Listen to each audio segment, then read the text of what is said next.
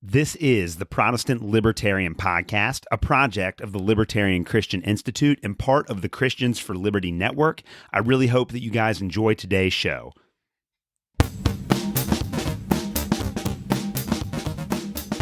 All right, guys, welcome to another episode of the Protestant Libertarian Podcast. My guest today is Kelly Patrick. Kelly is the host of The Kelly Patrick Show, a wide-ranging podcast that covers politics, culture, sports, and more. Today, we are going to have a completely unscripted conversation, mostly unscripted conversation, about the current state of American politics and the prospects for the 2024 election cycle. Kelly, welcome to the Protestant Libertarian Podcast. Thank you for having me on. I really appreciate the episodes you've done with me, and I've listened to quite a few of your episodes also, so I'm very, very happy to be on today. Well, I'm excited to talk to you because you do have, your podcast is very much like a Joe Rogan style podcast, definitely geared towards libertarians, but you've had a lot of guests on your show that my audience will be familiar with, and I highly recommend your show to anyone in my audience that likes the libertarian side of my podcast because you cover just a lot of incredible topics. But before we start talking about what's going on in America right now, and there's a lot to talk about with that, just tell us a little bit about yourself, your background, your work, your podcast, all that kind of stuff. Sure. I am 41 years old. Born in Ohio, raised in LaGrange, Kentucky. We're both Kentuckians. Yep. And I grew up and kind of just played basketball and wasn't a very good student and, wasn't even very good on the basketball team. I was toward the end of the bench type guy on the high school team. But I ended up sticking around locally, the Louisville area after high school. And, I'm 41 now. Ended up getting in 2012, I kind of got into local MMA and into podcasting. And through a series of events, I ended up doing like MMA commentary for some regional small events, a lot of them within the state of Kentucky. Over time, 2017, I started the current incarnation of my show, which is, of course, as you said, the Kelly Patrick Show. Prior to that, at different times, I was on the AM, FM radio for a weekend sports show here in the Louisville area. But 2020, so prior to the year 2020, I was kind of just a normal Republican. And of course, 2020, I think it radicalized many, but I certainly was one of them. And I would say I'm now pretty far into the ANCAP type of direction. So ultimately, that brings me to where I'm at today. Yeah, and your show has you're at episode 780 or something right now. You have a ton of episodes out there. How do you go about picking your guests? Because you do have some really great top tier libertarian guests on your show. Good question. A lot of my episodes are regional MMA. I'll be doing an MMA show November 23rd in Bowling Green, Kentucky. So I'll do episodes leading up to that. Tomorrow I'm interviewing Lance Lawrence. He's the all-time leader in wins for MMA within the state of Kentucky. Pro MMA fighter. So a lot of MMA type content. But when 2020 came around, I was able to get Spike and, these aren't the most popular ideas. Okay. So if you truly are enthusiastic, and this makes me think of the Bruno where Sacha Baron Cohen tricked Ron Paul. You can trick a nerd like us, like, hey, I'm really interested in Austrian economics. And Ron Paul's like, this guy, you've seen the video, I assume. Yeah. So if you express interest, and I'm not trying to demean anything I've done, but if you're truly interested in this type of a message, it's not the hardest type of guest to get, if that makes sense. Right. Yeah. It seems like we're a lot more passionate about it than other people.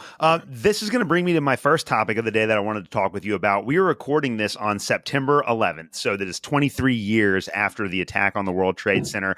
I just want to get your perspective on the legacy of that, because I know for many years I bought the traditional narrative that the people that were living in the Middle East hated us because of our freedom, because that's what George W. Bush and Dick Cheney told us back then, and that we had to go and fight them over there so they wouldn't come and fight us over here. What's wrong with that narrative? And then what do you think the legacy of 9/11 has been? What has it done to our country? As I said, I'm 41 years old. I remember sitting as an 18-year-old senior in high school in a classroom when it happened. And I was never very educated at all about why it had happened. Or, I knew there were some conspiracy theorists who were kind of far lefties and they were known as being dumb. Like I said, I was kind of a traditional Republican until 2020. But in 2001, my interpretation of what had happened was very minimal. But in hindsight, I think it's very clear that the demonization of really Muslims and things like that has contributed, and that was a large factor. So 9/11 was substantial in that process. The demonization of Muslims with the series of wars, I guess since the 80s and even before that, but ultimately these past 4 years, let's say since the year 2000, 2001, this series of wars has been absolutely evil and has been to the detriment, I would say, of the American people. When you look at things like inflation, the number of people across the world who probably despise you and I without even knowing us. The reason for that, I would say, is in large part the response to 9/11.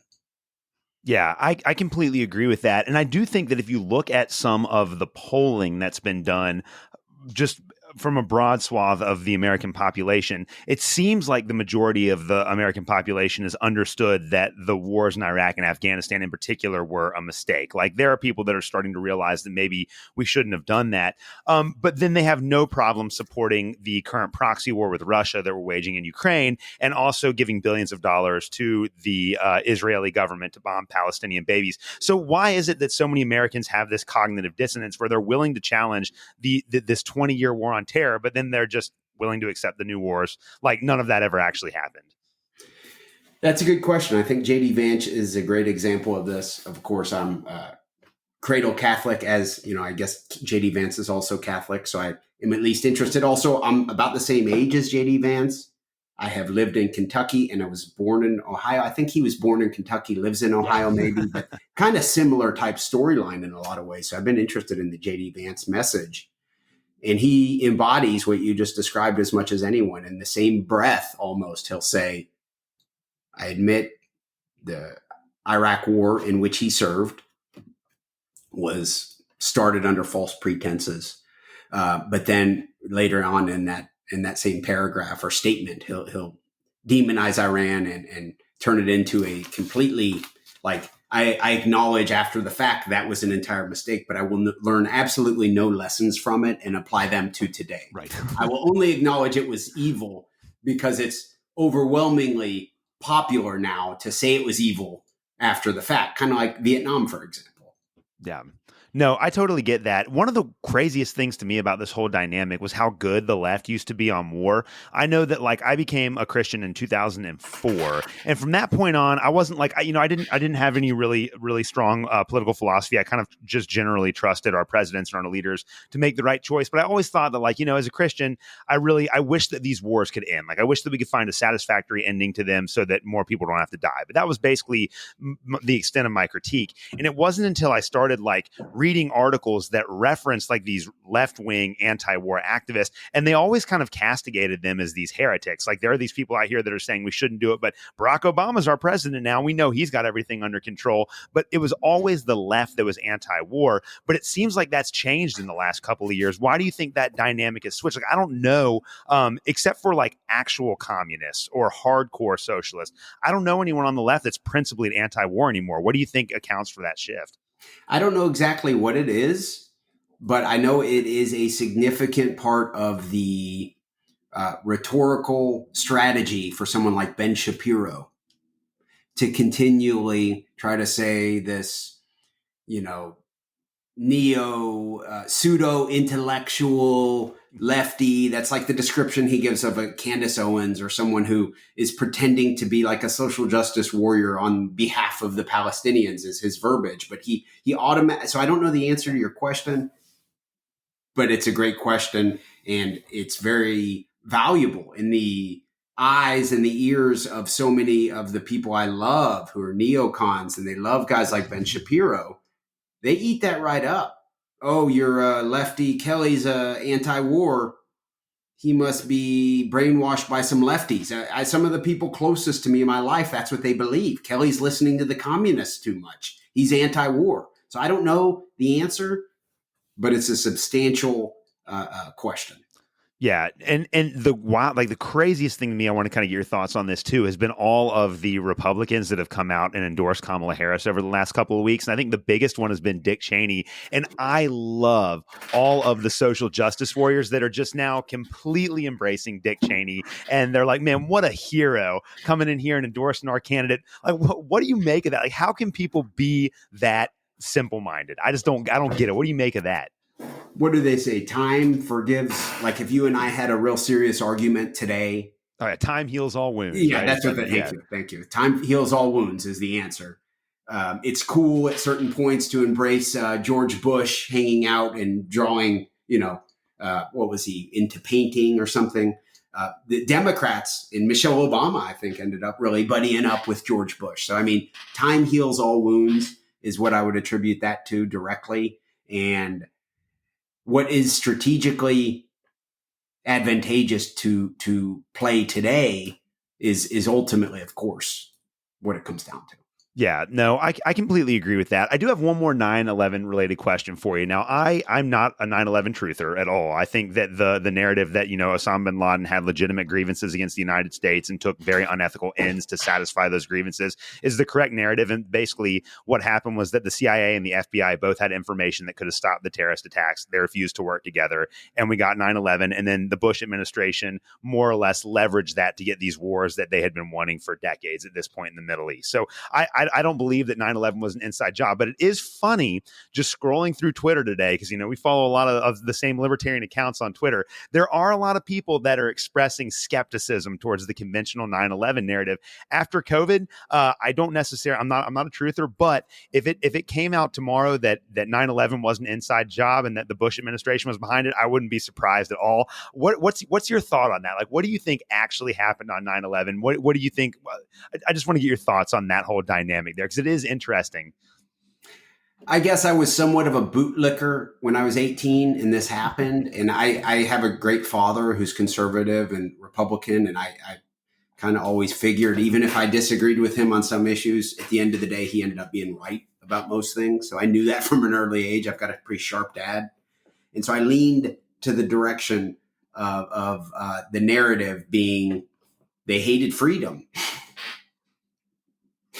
They just killed us because they hated freedom. They hated freedom. They were jealous or something. They're angry people. That's what I accepted. And I thought I would have bought hook, line, and sinker, the Ben Shapiro-esque narrative at that time that my buddies in high school who believed the Michael Moore type conspiracy theories were just nutty lefties and dumbasses. And that's shameful to have that type of a view. So that's what I experienced being an 18-year-old senior in high school when it all happened. And then in the years thereafter. And I do buy the blowback narrative that Ron Paul articulates so well. That makes sense, I think, right? Yeah. But I don't know. I also believe entirely that the Democrat and the Republican Party are really one party and they're completely evil. So I don't know. Some of my best friends, one in particular, Steve is his name. He's not a lefty communist dumbass, and he's determined that certain parts of the story just don't add up. And, I haven't spent that much time looking into it, but I think I'm with you that I wouldn't be shocked to learn the Bush administration had been involved in some capacity. And I think they've even admitted that they had been notified something was going to happen maybe, but maybe they get a lot of notifications like that, every week type thing. So I wouldn't be opposed to believing it at some point. What do you think?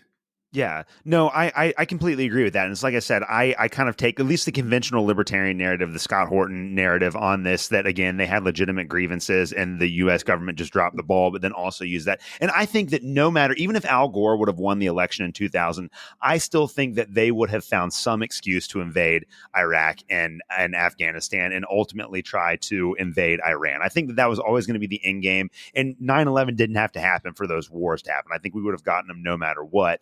But But again, it's like I said, after living through COVID and watching them in real time Sure. lie to us about the origins of the COVID, about the origins of COVID, about the nature of the vaccines, about the efficacy of the vaccines, like all, and we're just like living through this lie. Like, it would not surprise me at all if I found out one day that it was like, oh yeah, they actually did know this was going to happen and they let it happen, or maybe even worse. But I don't know. I mean, I think that's just where we're at in American history right now. Ultimately, anything the organization that has been pushing the food pyramid on us for how many decades now? Yeah. In hindsight, now that I guess our eyes are open and we're trying to look at it critically, like we're not dumbasses, but we're going to actually say, should we, like if a person had treated you like that over the years, would you then trust them? Right. I don't think there's any legitimate reason to trust any type of a narrative that comes from the government. Yeah. Well, in reality, this is kind of like a return to American form, because the Enlightenment was built on the idea of skepticism, that we should be naturally suspicious of human authority and human power, and we should be willing to be critical and challenge them when we feel like they ought to be challenged. And this is the reason why we have a First Amendment. And so it's kind of crazy that we went from the American founding, where everyone was skeptical and we believed in freedom for that reason, to we all just believe whatever narratives the government told us, to now I think that there are more and more people like you and me that are starting to be like, well, we can't just accept what they're saying because there's obviously something wrong with this. I feel like there is, but as I said at the beginning of the episodes, I'm constantly kind of grappling with this notion that our ideas aren't really that popular. Right. Like some people who know me and like me, maybe they don't even tell me about the stuff they disagree with. I don't know. It doesn't add up to me. So many parts of the conventional narrative that so many people I know, and I think very highly of, that they do accept. For example, the Republicans, who can so clearly see about the inefficiency and the waste that goes into funding a war like the Russian and Ukraine war. But then when it comes to flipping it to the Israel-Palestine thing, they just have they're like, oh no, that's completely different. So I don't know how popular our ideas are. And that's a sad thing I'm constantly trying to grapple with. I don't know. I don't think everyone necessarily strives just, or they're constantly seeking just the truth. Yeah, no, I definitely understand what you're saying. I think a lot of that has to do with the fact that both the American media and the political class is constantly, it might not be a lie, but it's all propaganda. I think there are people out there that genuinely believe what's being sold in the media. I think there are people that work in the media and the corporate press that genuinely believe that what they are saying is accurate. I do think that there are politicians that genuinely believe that their policies will help, even when they don't. But I think that there are a lot more of bad faith actors that just want the power and the prestige that come from being in that space. But either way, I mean, Americans are just so susceptible to propaganda. Why do you think that is? What is it about the American psyche in the 21st century that makes it to where your average person who is intelligent and hardworking and can have a functional job and a family, but they'll just buy anything that they see on television? Great question. And this might be a working like hypothesis or something that I constantly have in my head that I'm thinking about. But my wife is from Cuba. And she did not move to the United States until she was 27 years old. So she has a very interesting perspective when it comes to like brainwashing. In my opinion, she would say too, I've done episodes with her about it. Very fascinating stuff there. My hypotheses, or whatever you call it, I think Americans are more propagandized than Cubans. Especially considering we are all convinced that we are determining our conclusions on our own. In Cuba, there's kind of you got to go with this type of narrative type thing from the get-go, it sounds like. Yeah. Now, how deep does that go? And there are certain things that are still ingrained in my wife, she would admit today, from the communist childhood, that she's constantly still unpacking. And so she didn't consciously say, oh, that's all bullshit about everything. But there was always kind of hey, you've got to think this way. So you just need to think this way. There was always that. Her dad would tell her at dinner, you can't question Fidel Castro or things like that. That was off the table. Here we have the illusion of free thought. I don't know what it is. It's a good question, but I would argue we're the most heavily propagandized country in the world. Now, I'm not an expert on every country, so maybe I'm getting ahead of myself. I don't know. But it seems like the bullshit that so many Americans buy when it comes to just all Muslims being evil or shit like that, to me, sounds like a bunch of gullible people. Yeah, no, I totally agree. I think the point that you made there is actually really insightful. It's almost as if like we are taught in schools that we should be free thinkers, but we're only given like three options. So you can be a free thinker, but you're going to pick one of these three options that we've selected for you. Noam Chomsky quote. What is it? I'll just keep spitting it out. He has a good quote about this. Well, yeah. What is he does, but I don't know. Something along the lines of the best way to control a group is convince them that there's heated debate within two opposing teams, convince them that they have autonomy, but actually you're controlling the parameters of what the debate can even be in. Yeah. So Noam, I forget the exact quote, but there's something along in his anarcho mind. He has had some great quotes over the years, but I think he articulates that pretty well. Is you give the illusion of free thought and independence and all that. But there's certain things that are off topic. You can't talk about those. But other than that, you can have free thought. Right. Yeah. It's like you can either choose to take the vaccine where there's only one dose, or you can choose to take the vaccine where there's only two doses, but you can't just like not take one. You have to take one of them. Yeah, it's like that. Well, that's why I love like Tom Woods' tagline, it's the 3x5 index card of allowable opinion. You can have whatever beliefs you want as long as it fits into this little box, and that's pretty much the end of the story. Exactly. That's entirely kind of embodies most people who adopt that, I think, would describe themselves as being an anarchist of some type, I guess, right? Yeah, I would completely agree. Well, that's a great segue to the next thing that I wanted to talk to you about. So, like I'm saying, as we're recording this, it's the afternoon of September 11th, and the night before, September 10th, we had our first presidential debate between Donald Trump and Kamala Harris. Did you happen to catch any of that? I did. I've seen most of it. I watched some of it at the end of the debate last night, and then today I've got to listen to, and even I listened to the Pod Save America, so the pro Kamala Harris side. I got to hear their perspective, and of course she dominated it according to them and all that fun stuff. So yes, I have. All right, perfect. Well, you're going to be primed for the next couple of things I wanted to talk to you about. I also listened to it this morning on my run, and it was going back to the idea of propaganda and lies. I mean, those were literally the two words that kept on flashing through my mind as I was listening to this: propaganda, lie. Not true. What do you make of just the debate in general? Like, what were your initial impressions, just kind of watching it and then hearing the dialogue about the debate? I would say Kamala Harris certainly she did a good job. If I was her campaign manager, she did a good job. I agree. If I was campaign manager for Trump, not so happy with what he did. She literally took his question about immigration, which is an issue we all care about. Most people in the United States, one of the most popular issues out there.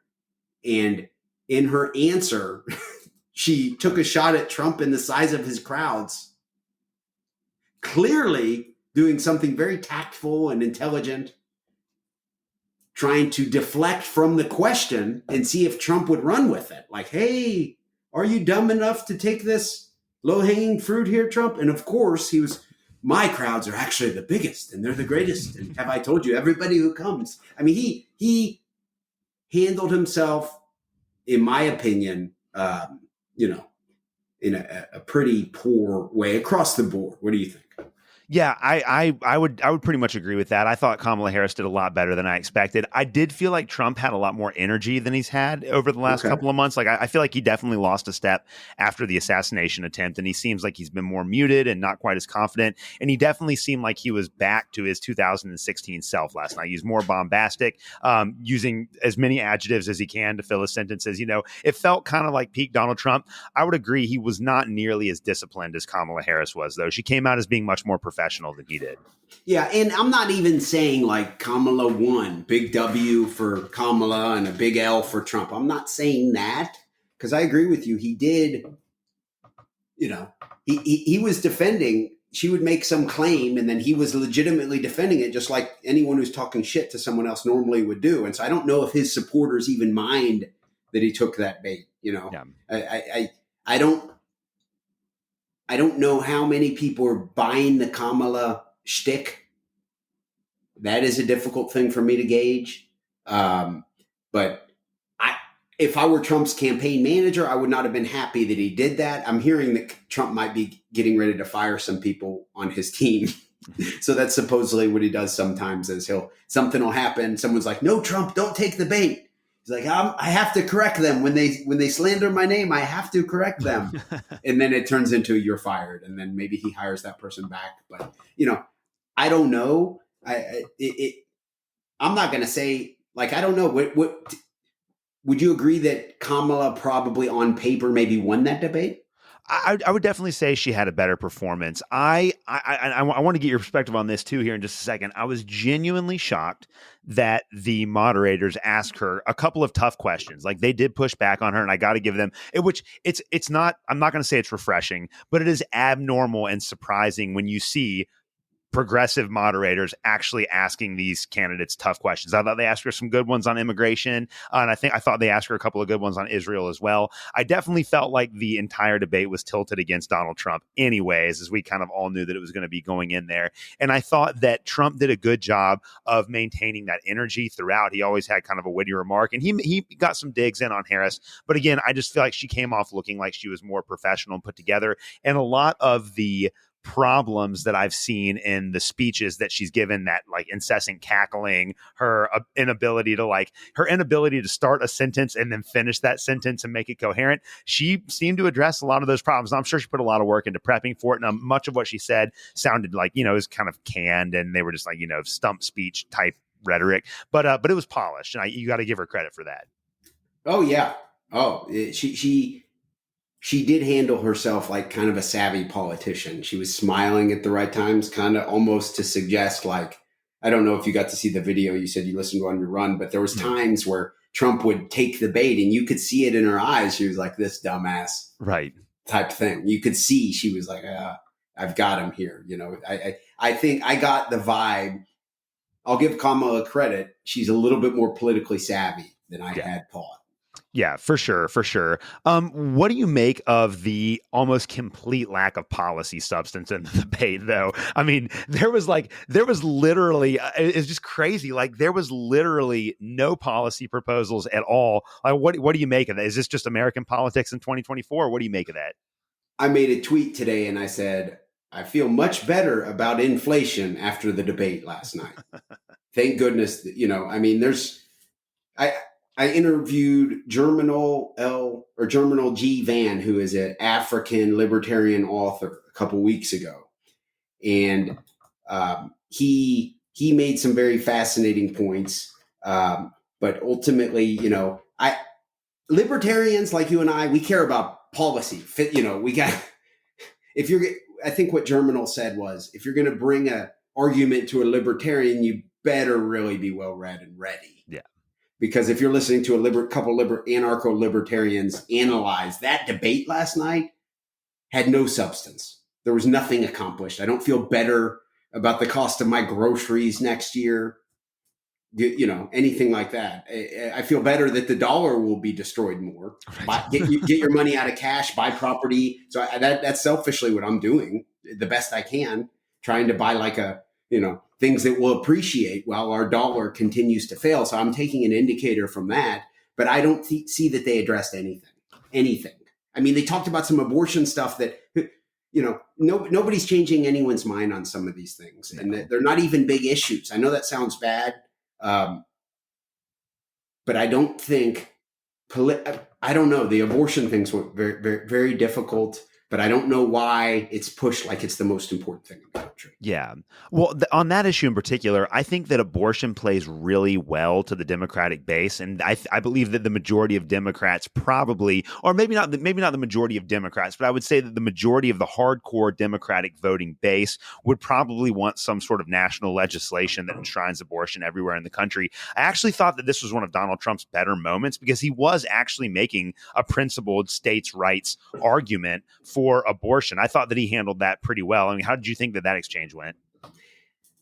Yeah, no, I did. And I think I heard the Pod Save crew acknowledge that he did make an argument for that. But then I think what they said, and this may be true, is he then kind of said later, oh no, I wouldn't support that, some bill about some abortion stuff. I wouldn't vote yes on that. So, which was not consistent, I guess, with what he had said about this. The states' rights stuff probably makes the most sense.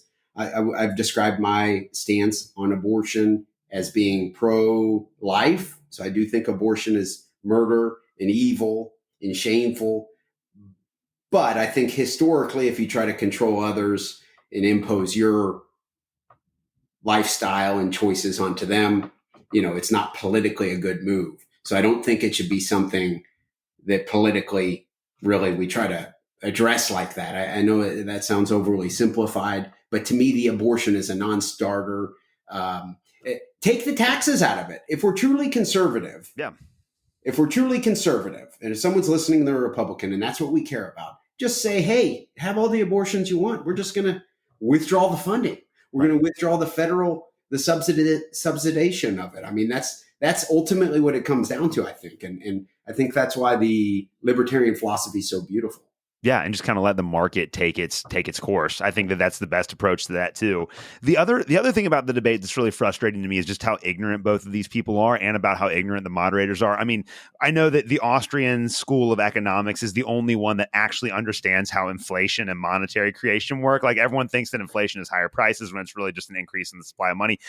So like when Trump and Harris were talking about inflation, it's almost infuriating to hear them talk about that, because every American's like, oh, they're going to bring down inflation, but they don't even know what they're talking about. There also was not a conversation about the $35 trillion of debt that we're in right now, which I thought was kind of shocking. And it feels like with some other really major issues for libertarians, they're not even thinking in the same realm as we are. So does that I guess I'm sure it does, but do you feel concerned about the fact that they don't even seem to have their minds? They don't even seem to have the ability to grasp the most important issues that we're facing with right now. That certainly is frustrating, and I don't know that it's. I'm not the most intelligent person. I graduated high school 2002 with a 1.4 GPA. I was never known as being the sharpest tack, or whatever expression there is. That's not me. I have trouble believing these people don't know that increasing the money supply means each of the value of each dollar is worth less. I'm not the smartest guy in the world, but to me, that sounds very black and white. So anytime a democratic socialist or anyone tries to present another argument, to me, I feel like they're kind of dishonest. So I don't believe they know. Or I don't believe I do believe they know, probably, that printing money and spending tons of money and the debt and all that leads to the welfare state. Everything leads to more inflation. I think they know. I think they're just playing this nasty game of politics.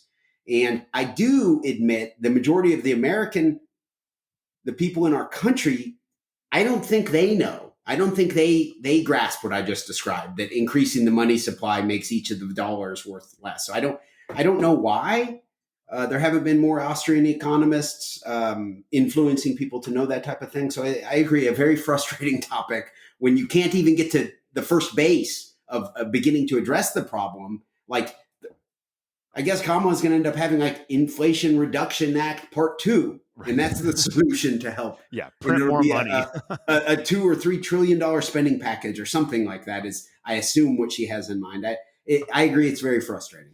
Yeah, but I'm also like, it's so obvious that every single bill that is passed by Congress and signed into law does the exact opposite of what the name would suggest. I think that at this point, like if a bill says that it's going to do something, then it's actually going to do the opposite. Which makes it kind of tricky when I'm wearing a Rand Paul t-shirt. I didn't know if we were doing video. We're both in Kentucky. When it comes to senators, I got to admit, if there is a senator I'm a fan of, it would be Rand Paul. Not perfect, but I'll proudly wear this t-shirt despite living in very left-leaning Louisville. But he was opposed to the Emmett Till Anti-Lynching Act. And because of that, many people have labeled him as being racist. When it was already illegal to lynch people prior to the bill, he clearly just read the bill and said, no, this changes the definition of a hate crime. So I don't know I hope your theory is not correct, and then it's now legal to lynch. I don't know where. Okay. So there are limits to that theory. But still, it's presented in one way, always sounding peachy. And then Rand Paul, the guy who actually introduced the Justice for Breonna Taylor Act, on behalf of Breonna Taylor and her family was chanted at and harassed and called racist because he voted against a bill where it was already illegal to lynch people. For many years, it had been illegal to lynch people. That bill, the Emmett Till bill, was. So yeah, it's crazy. All of government doesn't deserve our trust is ultimately the conclusion. Yeah, I completely agree with that. I want to talk a little bit more about what you think a potential Harris candidacy would do and what you think a potential Trump candidacy would do. But I think at this point, before we get to that, we have to address the elephant in the room, and that is the fact that as libertarians, we are both members of the Libertarian Party of Kentucky and pretty active, I would say, within the party. Chase Oliver is the Libertarian candidate in the 2024 cycle. What do you think about our buddy Chase? I've interviewed Chase years ago, and I was ready to vote for him when I heard that he was the nominee. I voted for Joe Jorgensen in 2020. Many of the people I'm fans of, like Dave Smith or Robbie Bernstein, guys like that, they didn't vote for Joe Jorgensen. They would make fun of you for voting for Joe Jorgensen. And that's okay, but I did. I was ready to do the same thing for Chase Oliver. Even though he's gay. I was ready even though he's gay. Until I saw his repeated support for some of the trans type organizations related to children. It rubbed me the wrong way. He was spending a lot of time pushing the idea that puberty blockers, when used correctly, can be given to minors and things like that. That really bothered me. But when I ended up seeing him distancing himself from Ron Paul repeatedly, some old tweets had resurfaced, things like that. So I agree. Chase Oliver is a libertarian. So I'm not going to say he's not a libertarian. And if I had to choose who was going to be president next of the candidates we know of, I would choose him over Jill Stein because those are the only two I'd even consider. Yeah. So I would. I'm not going to vote for him, but I do admit he's libertarian. Yeah, that's fair. So, since you're not going to be voting for Chase Oliver, if you don't mind me asking, who do you plan on voting for? You're going to write in Ron Paul or Thomas Massie? Or yeah, I'm going to write in Thomas Massie. I think he's the only substantive politician, member of Congress who's worth a shit that I know of. And he's pretty consistent. I don't know of him being real bad on anything. Yeah, he's just about perfect. I'm sure there's some stuff we would disagree on. I don't know, but he doesn't seem, he seems to stand for what he believes in. I don't think people really even think he's anti-Semitic. The way he presents his criticisms of funding Israel doesn't sound anti-Semitic. I don't know. Do you think he seems like a skinhead or not even a little bit? He's just very critical of AIPAC as a lobbying organization because he's an actual. Well, who was it? I think it was Dave Smith on Twitter a couple of weeks ago that had that viral tweet where he said that Thomas Massie is actually one of the only America First people in Washington, and I think he's completely right. He just wants American tax dollars to be used in America, which makes sense. So when I go into the voting booth, my Cuban wife will be voting for Trump. I will be with her. I'll go in and I'm going to ask, because I have been told in Kentucky, if you write someone in, I've never written in a presidential candidate before. I'm going to ask the people there. And if they say, yeah, you can write someone in, even if I don't know where it's going to go or anything. Yes, I plan on writing in Thomas Massie. Yeah, that sounds awesome. Well, I know that over the last couple of years when I voted, I live in Massie's district, so I always vote for Massie. I always vote for Paul. Most of the other offices, I find my friends. Our good friend Bill Schultz in 2022, I voted for him for pretty much every local Kenton County office that we had in the state. You wrote him in. I wrote Bill Schultz in 7 times. So I love that. Maybe I should write Bill Schultz in. Yeah, you know what? Bill Schultz would make a great president. I would take him over anyone except for Thomas Massie and Rand Paul in Washington right now. I'm okay with that. Yeah. Well, with that, I know there are, and actually I had a debate a couple of nights ago on LCI's Green Room with Dave Casey. Great guy, by the way. He's planning on voting for Trump. I'm still planning on voting for Chase Oliver because I want to support the Libertarian Party and everything. But he was going over the reasons why he thinks that a Trump presidency will be preferential to a Harris presidency. And we both know that realistically, it's going to be one of those two. The third parties do not have a chance of winning the election in the United States. And so I wanted to get your thoughts on that. I presume assume, like most libertarians, that you would also acknowledge that Trump is probably going to be at least marginally better than Harris. But give me your best case, worst case scenario for Trump. So if Trump wins the presidency in November, what's the best case scenario? And then if he wins, what's the worst case scenario? Best case scenario would be he frees Ross Ulbricht, or he helps him out, pardons him. And he does bring a libertarian into his cabinet, I think is what he said, right? Yeah. That would be best case scenario. He listens to Rand Paul. He buddies up with Thomas Massie. He starts making some, actual tough decisions when it comes to spending and, that type of stuff. What a businessman would do if that were his family business for generations going forward, he'd not be tacking on all this debt. He knows he's going to check out at one day. So best case scenario, I would say Donald Trump actually, which is why I voted for him in 2016, thinking, oh, we got a business guy in here. It makes some sense. Best case scenario would be Donald Trump treats the U.S. Currency and the government and everything like it was a business that was going to be in his family for generations. Yeah. That makes sense. I guess on the flip side, well, and I do think, I guess to that point, before I ask you about the worst case scenario for Trump here, it does seem like, and there's a part of me that hopes that this is true. I don't think it's going to happen because we have 4 years of Donald Trump saying he's going to drain the swamp, but only making the swamp bigger. And of course, he is the father of Operation Warp Speed, and he is the father of all of the COVID chaos. So, you can only do so much with this guy. But I know that there are a lot of libertarians that think, okay, he was obviously screwed by the establishment. He's going to surround himself with better people, and he's going to go into Washington, D.C. and just dismantle it. Do you think that there's any possibility that that's going to happen, or would the CIA just shoot him in the head and move on? Yeah, no, I don't think there's any way in hell that happens. Just being real. The last time I bought into it, which I did not vote for him in 2020, I did in 2016. That's the type of thing I was expecting. I didn't know, but I was buying into a Ron Paul type message at that time. Like, oh, this guy's going to drain the swamp. That sounds good. I think it sounds like we need that.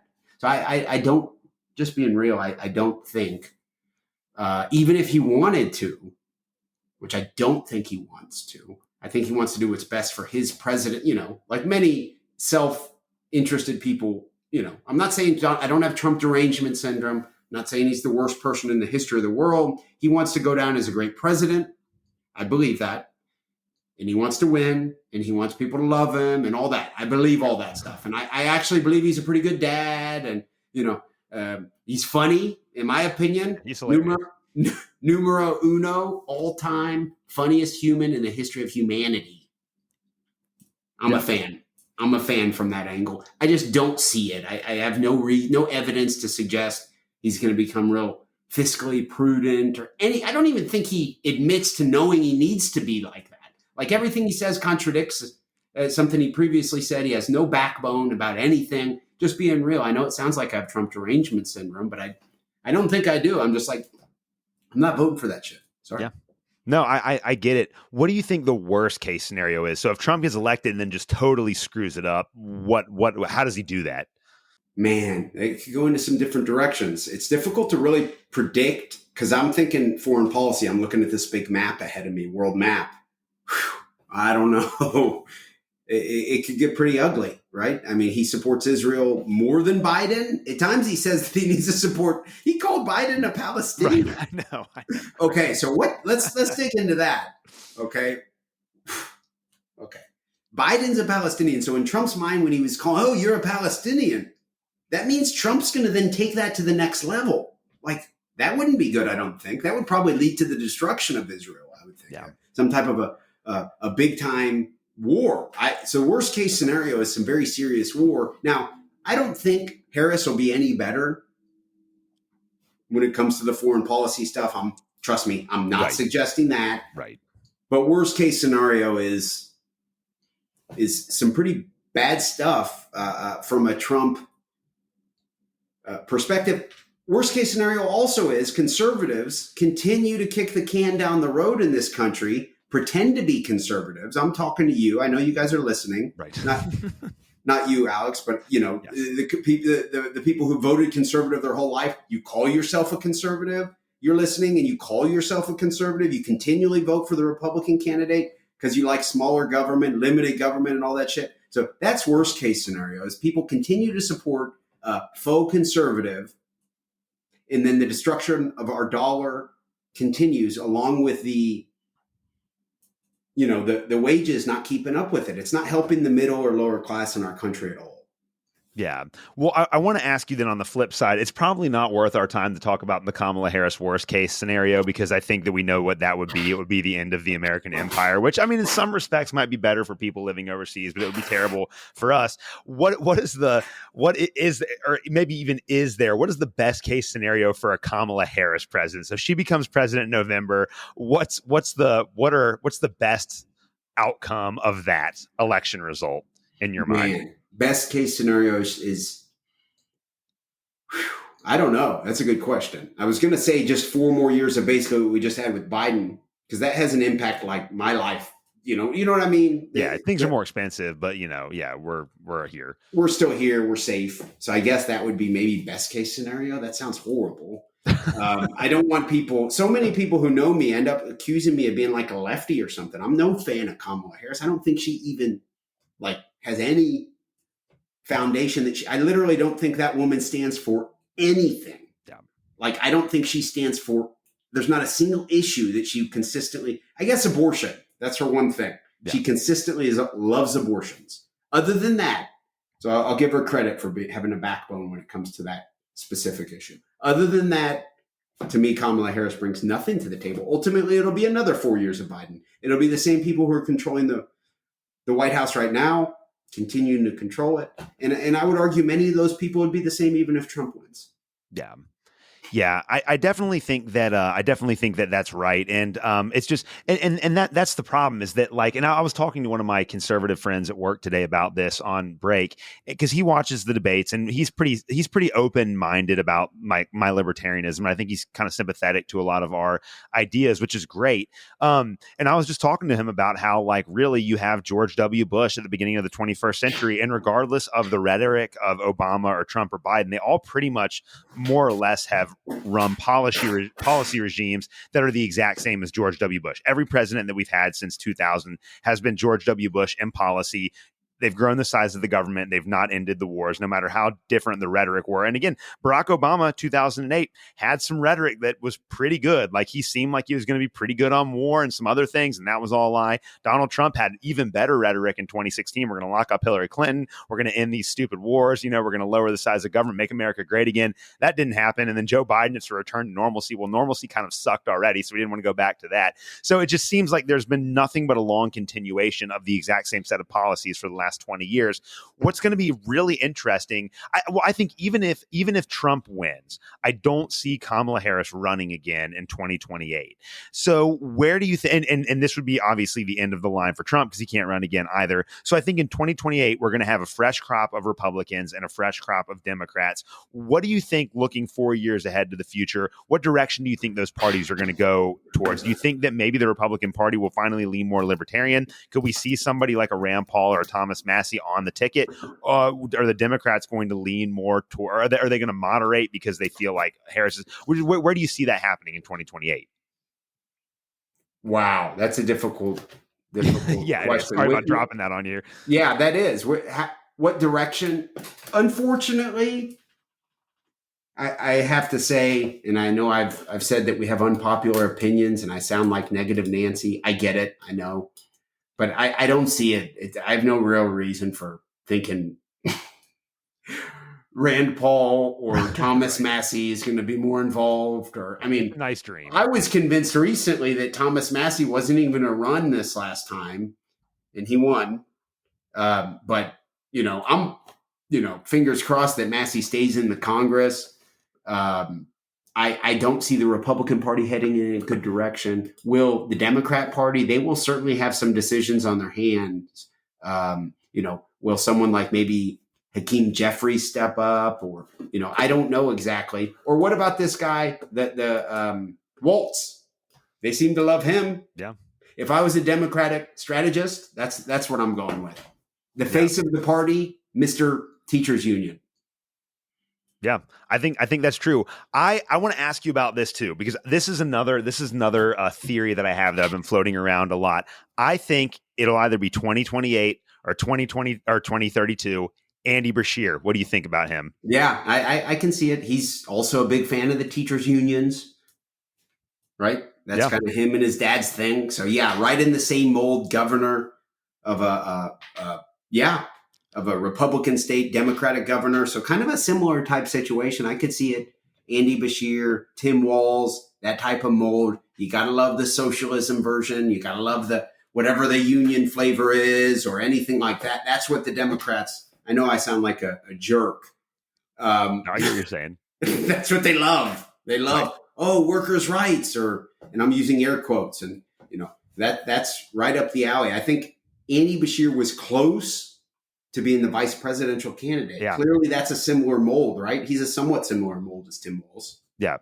And even though he was a COVID tyrant, he has a lot less baggage than Tim Walz does as well, which is, I think, why he would be a very dangerous candidate for the DNC on the national stage. I also think that if Kamala Harris loses, I know that the Democratic Party is all about their egalitarian concerns and they want to promote people of color and women and all of that kind of things. But if the black woman loses this election, they're going to have a white man at the top of the ticket next time around. I don't like see any way around winning. Democrats love winning, and they're actually very good at this game. Yes, they really are.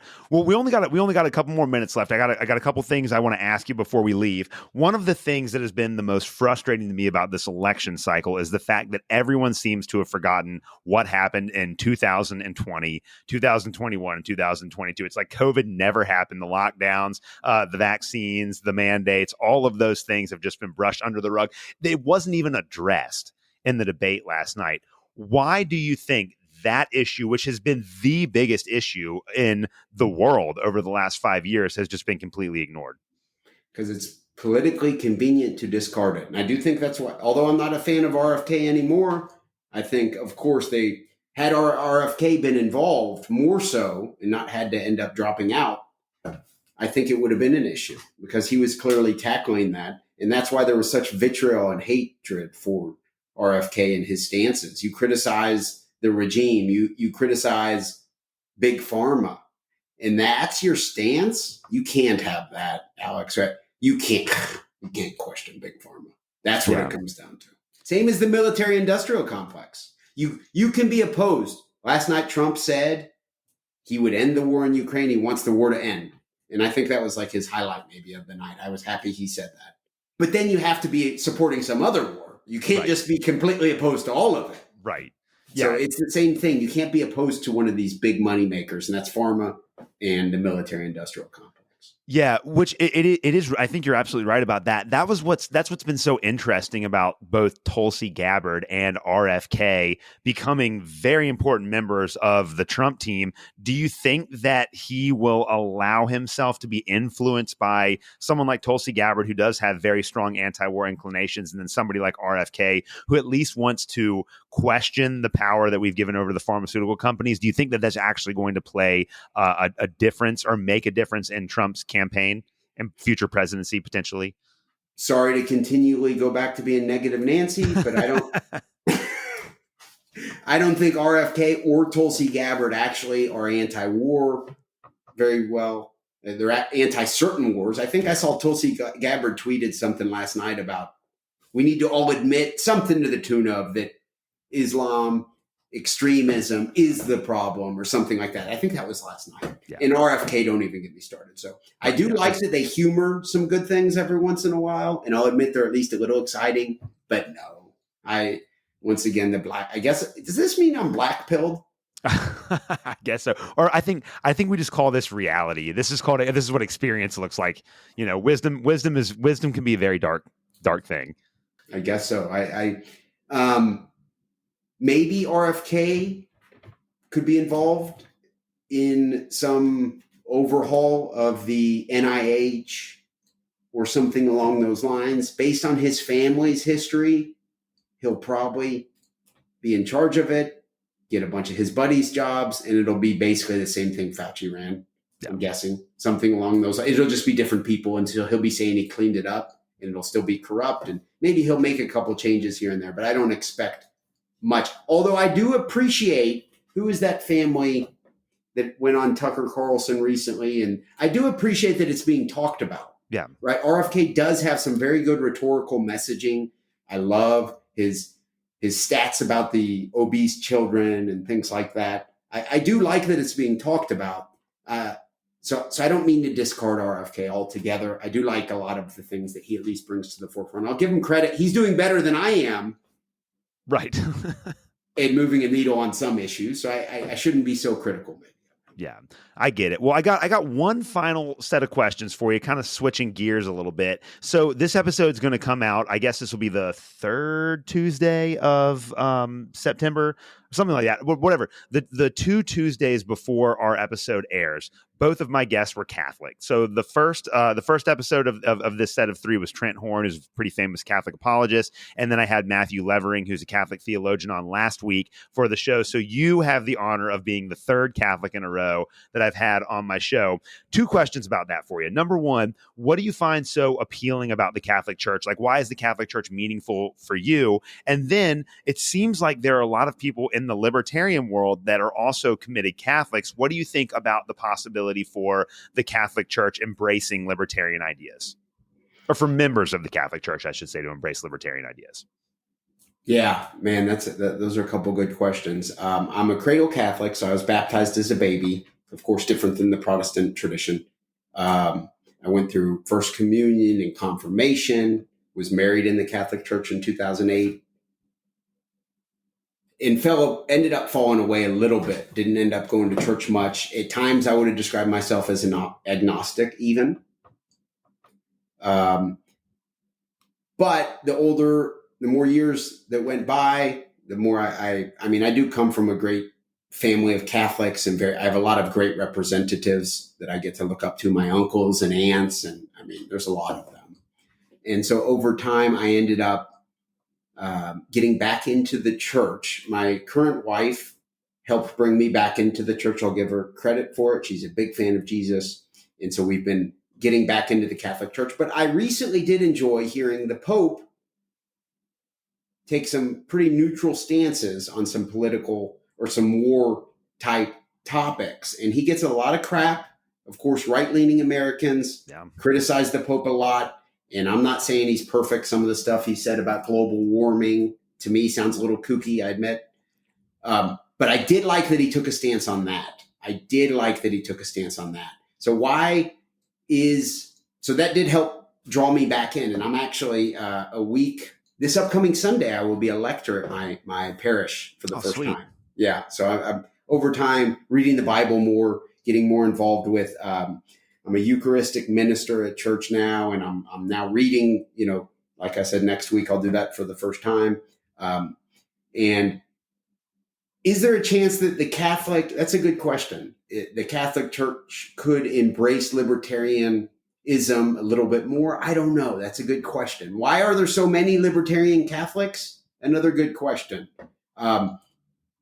One thing I've heard, and this doesn't apply to the Catholic libertarians you and I know, but I've heard that obviously Mexico and many South American countries are filled with Catholics. Yeah. The U.S. war machine has not been so kind to South and Central America over the years. So the Catholic perspective maybe gives a little bit more of an international type feel to the faith, if that makes sense. Maybe I don't know. It's an interesting topic. Dave DeCamp, Tom Woods. It goes on. Bill Schultz. Bill Schultz. Yes, there's many good anti-war Catholics, and I'll be honest. I have enjoyed learning more about it and trying to pinpoint what it is. But it's a difficult thing. Ron Paul's a Protestant. Thomas Massie is a Protestant. So it's not clearly just a Catholic versus Protestant type thing, but it is fascinating, and it's something I want to learn more about. And I love your description. The reason I love your podcast so much, Alex, and I've enjoyed having you on my show. How many times have you been on now? Oh man, 3 or 4. It's been 3 or 4 times. Yeah. Okay. Yes. But the reason I love having you on so much is you are well read on the Bible. Like I am not. And I'm working toward becoming more, but you articulate, at least from my ears, you articulate a good message about how to be consistent with the Bible, especially when our tax dollars are killing people in Gaza who are Orthodox Christian. Right. That doesn't take a lot of scientific analysis to determine that's bad, I don't think. But even if it was all Muslims, right? Yeah. Even if it was all Muslims, we still shouldn't be just killing innocent women and children. So I love your interpretation and your articulation of the scripture to support what I think is ultimately a very human, a good message. And I would like to think we all want to be remembered for supporting goodness and that type of thing. So I do think you do a very good job at delivering that message. Oh, well, thank you. Well, Kelly, that's a beautiful place to end it today. Before I let you go, tell my audience where they can find your work and follow you.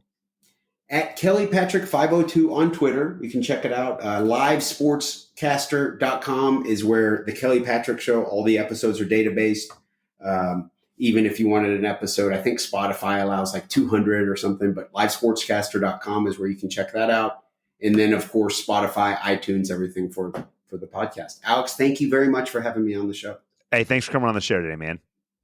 Thank you for listening to another episode of the Protestant Libertarian Podcast. If you have any questions or comments, please reach out to me at theprotestantlibertarian@gmail.com. You can also find me on Twitter. You can follow me at the handle @ProLibertyPod. Again, that is @ProLibertyPod. And you can also visit me at theprotestantlibertarianpodcast.com. At theprotestantlibertarianpodcast.com, you can also support the Christians for Liberty Network and the Libertarian Christian Institute. Thank you guys so much for listening to this episode, and we will see you next Tuesday.